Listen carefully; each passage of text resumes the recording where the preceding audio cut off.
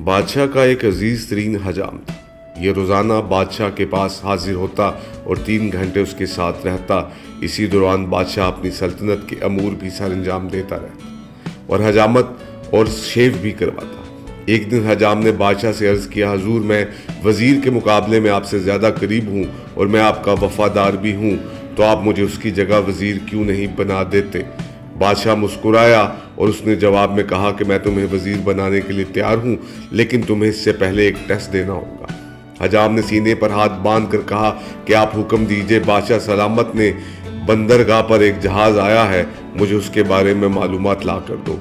حجام حکم کی تعمیل کرتے ہوئے دوڑ کر بندرگاہ پر گیا اور واپس آ کر بولا، جی بادشاہ سلامت، جہاز وہاں کھڑا ہے۔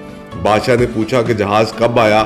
حجام دوبارہ سمندر کی طرف بھاگا، واپس آیا اور بتایا 2 دن پہلے۔ بادشاہ نے کہا، یہ بتاؤ یہ جہاز کہاں سے آیا ہے؟ حجام تیسری بار سمندر کی طرف بھاگا اور جب واپس آیا تو بادشاہ نے پوچھا، جہاز پر کیا لدا ہے؟ حجام چوتھی بار سمندر کی طرف بھاگ کھڑا ہوا۔ القصہ مختصر، حجام شام تک سمندر اور محل کے چکر لگا لگا کر تھک گیا۔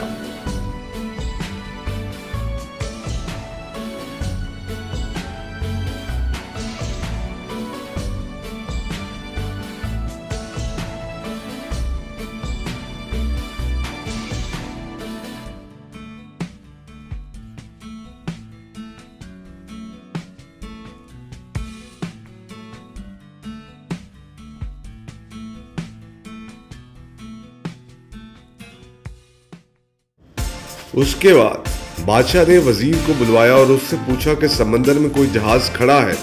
وزیر نے ہاتھ باندھ کر عرض کیا، جناب 2 دن پہلے ایک جہاز اٹلی سے ہماری بندرگاہ پر آیا تھا، جس میں جانور، خوراک، کپڑا لدا۔